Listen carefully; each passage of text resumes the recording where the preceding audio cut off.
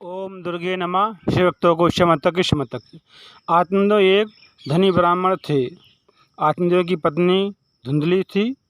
धुंधली स्वदिष्ट भोजन खाने की बहुत शौकीन थी। आत्मदेव ब्राह्मण को कोई संतान नहीं थी। आत्मदेव ब्राह्मण संतानहीन थे और इसी कारण वो दुखी रहते थे। आत्मदेव को कोई संतान नहीं थी। तब उनके पड़ोसी मित्र ने कहा, हे आत्मदेव, तुमको ना तो कोई संतान होती है और ना ही आपके गाय को कोई बछड़ा होता है, और मैं होता तो कहीं आत्महत्या कर लेता या बड़े पहाड़ से कूद के मर जाता। तो आत्मदेव को पड़ोसी की बात रात दिन खटकती रही और बहुत दुखी हुए। तो उन्होंने सुबह गए और जाके वही शाम की बातें उनके मन में बार बार आती रहीं और वो बहुत दुखी थे, उदास थे। फिर गए आत्महत्या करने के लिए कि मैं किसी पहाड़ से कूद के मर जाऊं, आत्महत्या कर लूं, अपनी जान दे दूं। तब आत्महत्या करने के लिए गए। तब एक संत मिल गए और बोले, हे ब्राह्मण देव, तुम आत्महत्या क्यों कर रहे हो? तब आत्मदेव बोले, हे ऋषिवर, मुझे कोई संतान नहीं है, मैं बहुत दुखी हूँ, इसलिए मैं आत्महत्या कर रहा हूँ। मेरे कानों में रात दिन पड़ोसी के शब्द गूंजते रहते हैं। मैं बहुत दुखी हूँ और मुझे वो शब्द बहुत दुख दे रहे हैं, इसलिए मैं आत्महत्या करने के लिए आया हूँ। तब ऋषि ने कहा, आत्महत्या करना तो महापाप है, तुम आत्महत्या क्यों कर रहे हो? मानव जीवन से बढ़कर कोई सुख नहीं है। तब आत्मदेव कहते हैं, मैंने सदा सबका भला किया है, मैंने किसी का बुरा नहीं किया है, फिर भी मैं संतानहीन हूँ। संतान के बिना प्रसन्नता कहाँ होती है? मैं संतुष्ट कैसे हूँ? मेरा तो नाम ही मिल जाएगा, आगे वंश नहीं चलेगा, वंश रुक जाएगा, तो संतान तो चाहिए ना। संतान के बिना मोक्ष नहीं मिलता है, ना ही पिंडदान होते हैं। मुझे पीड़ा से शांति तभी मिलेगी जब मुझे संतान की प्राप्ति हो जाए। तब ऋषि कहते हैं, हे आत्मदेव, आत्महत्या करना तो महापाप है। शांति संतान से नहीं मिलती है, भक्ति और श्रद्धा देती है, और प्रसन्नता संतान नहीं संतुष्टि देती है। नाम संतान से नहीं चलता है, कर्मों से चलता है। किंतु संतान अधर्मी हो तो धार्मिक व्यक्ति का वंश समाप्त हो जाएगा। अगर किंतु संतान भक्त हो तो अधर्मी व्यक्ति का वंश सुधर जाता है। इसलिए वंश अच्छे विचारों से चलता है, संतान से नहीं चलता है। मोक्ष का मार्ग तो भक्ति से खुलता है, संतान से नहीं। मोक्ष तो भक्ति से मिलती है, मुक्ति आपको, मोक्ष। इसी के कहने पर भी आत्मदेव नहीं मानते हैं। तब ऋषि कहते हैं, आत्मदेव, तुम आत्महत्या मत करो। मैं तुम्हें अपनी शक्ति से एक फल देता हूँ उत्पन्न करके। ये फल तुम जाके अपनी पत्नी को खिला देना और तुमको पुत्र की प्राप्ति हो जाएगी। तो आत्मदेव आत्महत्या नहीं करते हैं और ऋषि से फल प्राप्त करके अपने घर आ जाते हैं। और तब ऋषि कहते हैं कि अगर तुमको अच्छी संतान चाहिए तो पत्नी को कह देना कि एक समय पर एक ही भोजन करे, सत्यदान दया धर्म का पालन करे, स्त्री को पृथ्वी पर सोना चाहिए, अच्छे कर्म करने चाहिए। ऐसा करने पर पुत्र का स्वभाव शुद्ध हो जाएगा और सात्विक पुत्र होगा और माता पिता को हमेशा सुख देगा। अगर विधि के विपरीत आप गए तो आप और आपकी पत्नी को बहुत ही दुख मिलेगा। तब आत्मदेव फल लाकर अपनी पत्नी को दे देते हैं और कहते हैं,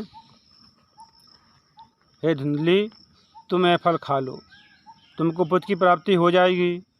तब धुंधली बोली, मैं पुत्र के लिए इतने त्याग नहीं कर सकती हूँ। किसी पुत्र को जन्म देना बहुत कष्टदायक होता है।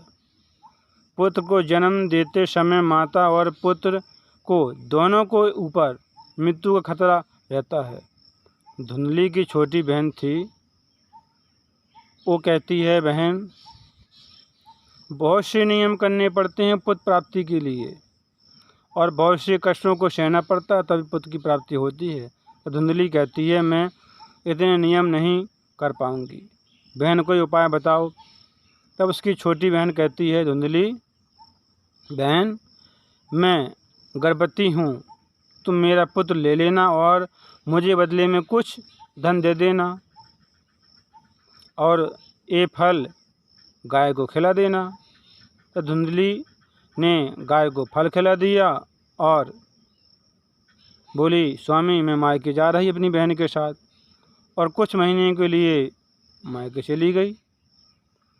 जब वापस मायके से लौटकर आई तो पुत्र को साथ में लेकर आई और आत्मदेव को कह दिया कि यह अपना पुत्र है।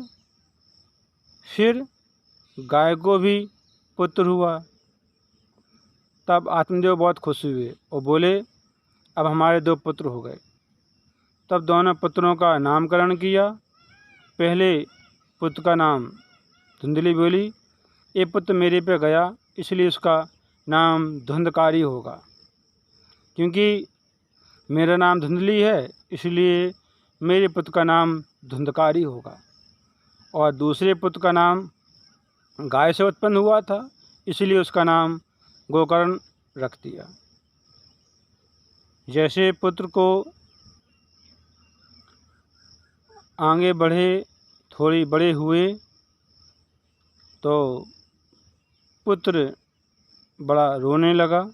तब धुंधली कहती है, स्वामी, मेरी छोटी बहन है, क्योंकि इसका बच्चा तो मर गया।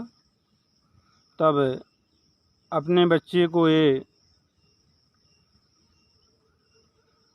नहीं देख पाई, लेकिन इस बच्चे को ये खिलाएगी, सेवा करेगी और यही दूध पिलाएगी। जब छोटी बहन बच्चों को पालन पोषण करती है, तब पुत्र कुछ बड़ा हुआ।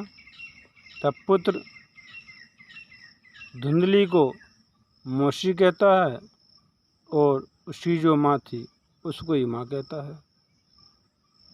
तब धुंधली को बहुत बुरा लगता है। धुंधली कहती है, छोटी बहन, तुम अब जाओ, तुमको पैसा मिल गया, अब तुम जाओ। और धुंधली छोटी अपनी बहन को घर से विदा कर देती है और दोनों पुत्रों की पालन पोषण करने लगती है। तब जैसे पुत्र बड़े हुए, धुंधली अपने पुत्र को अधिक प्रेम करती थी, लेकिन गोकर्ण था उसको प्रेम नहीं करती थी और अपने पुत्र के ही कपड़े और जो बचा हुआ खाना गोकर्ण को देती थी। लेकिन बड़े प्रेम से गोकर्ण उस खाना को खा लेता था और उसके कपड़े पुराने पहन लेता था। और गोकर्ण पूजा पाठ करता था, वेदों को अध्ययन करता था, भगवान की भक्ति करता था। लेकिन वहीं पे धुंधली का जो पुत्र गोद लिया था वो धुंधकारी मदिरा पीता था। तब आत्मदेव ऐसी दुर्दशा देखकर धुंधकारी के भविष्य की चिंता करने लगे। आत्मदेव के ऊपर बहुत शराब पीकर आया तो बोला मुझे तो बहुत कष्ट है। तो नकारी तुम शराब पीकर डेली आते हो। तब आत्मदेव कहता है गोकर्ण संस्कारी गुणवान है, सतगुणों का भंडार है, लेकिन धुंधकारी अवगुणों का भंडार है। तब आत्मदेव धुंधकारी से कहता है तुम घर से निकल जाओ।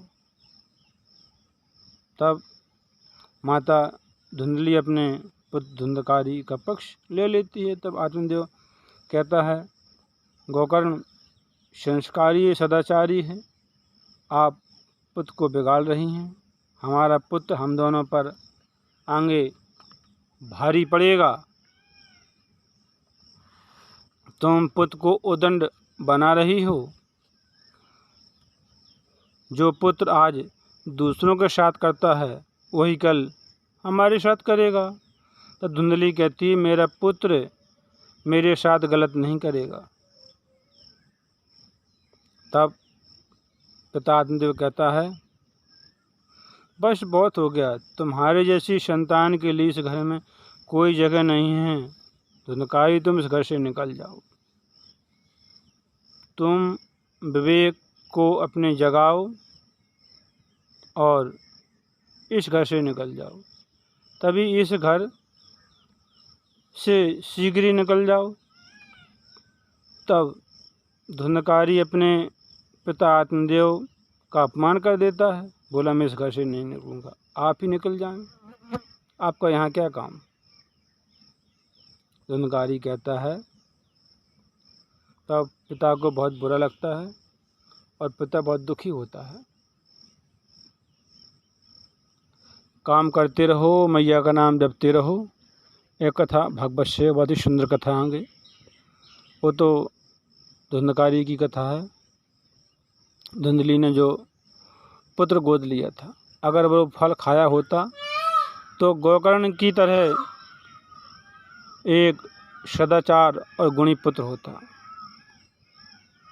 लेकिन गोद लिया। उसके मन में थोड़ी सी